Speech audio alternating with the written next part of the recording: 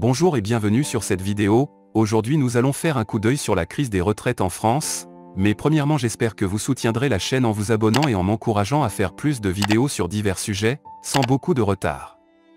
C'est parti.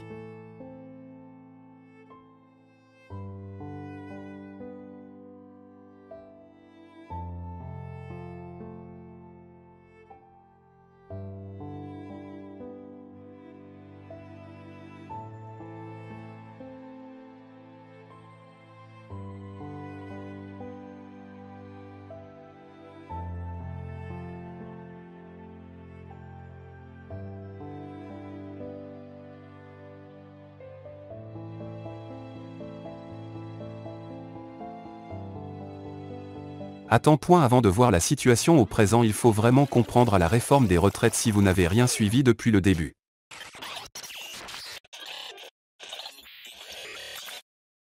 Mardi 10 janvier, la première ministre Elisabeth Borne doit présenter publiquement la réforme des retraites, serpent de mer du gouvernement depuis l'élection d'Emmanuel Macron en 2017. D'abord favorable à une refonte en profondeur et à la création d'un système universel avec une retraite à points, le chef de l'exécutif soutient désormais le report de l'âge légal de départ à la retraite.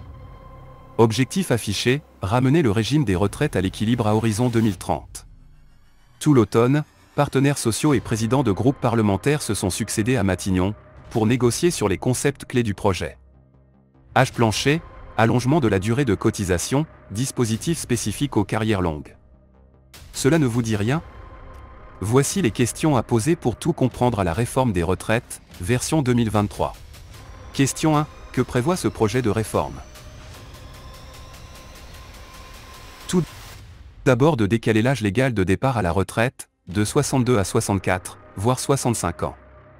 Si l'âge de 65 ans était inscrit dans le programme de campagne d'Emmanuel Macron en 2022, le gouvernement semble prêt à acter le seuil de 64 ans, à condition que la durée de cotisation soit rallongée plus rapidement que prévu. Depuis la réforme dite Touraine de 2014, la durée nécessaire pour obtenir une retraite à taux plein augmente en effet d'un trimestre tous les 3 ans, avec un objectif de 43 ans de cotisation en 2035, contre 41,5 ans avant la réforme. Si le timing pourrait s'accélérer, le gouvernement ne prévoit pas d'aller au-delà de 43 ans. Concernant l'âge légal, l'allongement de la durée des carrières devrait être progressif, avec 4 mois supplémentaires par an jusqu'en 2031. Les salariés nés en 1961, la première génération concernée par la réforme, prendraient donc leur retraite à 62 ans et 4 mois, et ainsi de suite. La génération 1969 serait la première à atteindre le nouvel âge légal. La réforme prévoit également la revalorisation des petites pensions, à hauteur de 85% du SMIC, soit environ 1 200 € par mois pour une carrière complète. Toutefois, cela ne devrait concerner que les futurs retraités. Ma priorité, c'est que ce soit les actifs, qui vont devoir travailler un peu plus longtemps, qui en bénéficient, a déclaré Elisabeth Borne. Cette piste tient la corde, a confirmé à France Inter François Asselin, président de la Confédération des petites et moyennes entreprises. Enfin, l'âge minimal pour ne pas subir de décote, de malus en cas de manque de trimestre, devrait rester à 67 ans. Question 2. Quel est l'objectif de cette réforme ? La philosophie de cette réforme est, selon le gouvernement, d'atteindre un équilibre budgétaire du système des retraites, c'est-à-dire entre les cotisations perçues et les pensions versées. Selon un rapport du Conseil d'orientation des retraites, rattaché à Matignon, la balance des retraites est excédentaire en 2021 et 2022. Toutefois, la situation devrait se dégrader dans les 25 prochaines années. D'ici à 2027, le groupe de travail prédit un déficit du système des retraites qui pourrait atteindre 12 milliards d'euros. Or, selon Gabriel Attal, ministre des Comptes publics, la réforme des retraites permettrait justement à l'État d'engranger ces 12 milliards d'euros de recettes supplémentaires.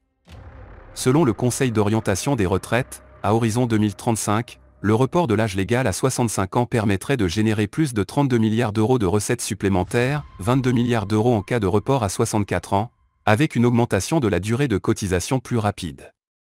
Toutefois, plusieurs économistes, comme nous le détaillons plus bas, avancent que ce déficit à combler est minime et que la réforme n'est pas urgente. Au-delà de l'équilibre, l'exécutif aimerait financer d'autres dépenses avec l'éventuel excédent budgétaire du système des retraites. Pourquoi ne pas financer par exemple l'école, la santé et la transition écologique, s'interrogeait devant la presse Emmanuel Macron en septembre dernier. La loi de programmation militaire, plus d'argent pour nos hôpitaux, pour notre justice, pour nos policiers, renchérissait en décembre Sylvain Maillard, vice-président du groupe Renaissance à l'Assemblée nationale, sur France Info. Toutefois, cette idée fait gronder l'opposition, y compris dans les rangs ouverts à la négociation. La réforme n'est pas là pour financer la transition écologique mais pour financer la retraite des Français les plus modestes, a insisté le chef de file des députés LR Olivier Marleix, à la sortie d'un ultime entretien à Matignon vendredi. Dans une interview au journal du dimanche, le président du parti Les Républicains Éric Ciotti s'est dit prêt, ce 8 janvier, à voter une réforme juste. Un point clé pour l'exécutif, qui pourrait inciter à éviter le recours à l'article 49 alinéa 3 de la Constitution, lors du vote du texte à l'Assemblée nationale. Question 3. Qui est concerné? Tous les travailleurs actifs sont concernés par la réforme, y compris ceux qui s'y paient. Les seuls qui ne verraient pas leur âge légal de départ reculer sont les marins-pêcheurs, les salariés de l'Opéra de Paris et de la Comédie Française. Toutes les autres catégories actives de la fonction publique, aides-soignants, policiers, personnel pénitentiaire, contrôleurs aériens, qui partent à la retraite 5 à 10 ans plus tôt du fait de la pénibilité de leur travail, verraient l'âge de départ reculer proportionnellement au reste de la population. Pour les aides-soignants par exemple, l'âge légal pourrait passer de 57 à 60 ans, selon les Échos. La réforme prévoit également la fin, progressive, des régimes spéciaux, SNCF, RATP, Industries électriques et gazières, Banque de France, au nombre de 15 aujourd'hui en France, sur les 37 régimes de retraite existants. La volonté du gouvernement de passer à un système universel, de retraite à points uniques pour tous, avait provoqué un tollé en 2019. Le système de la clause du grand-père, déjà utilisé lors de la réforme de la SNCF en 2018, pourrait donc être privilégié. Cela signifie que les salariés de ces entreprises garderaient leur régime spécial mais que les nouveaux recrutés n'en bénéficieraient plus. Les retraités actuels de régimes spéciaux ne sont pas affectés par cette réforme. Question 4. D'où vient cette idée de réforme? C'est un projet qu'Emmanuel Macron porte depuis sa première campagne en 2017. Toutefois, à l'époque, il ne comptait pas repousser l'âge légal, mesure qu'il ne trouvait pas juste, mais refondre totalement le système des retraites, en instituant un régime universel, avec un système de points, 1 euro cotisé donne lieu au même droit pour tous.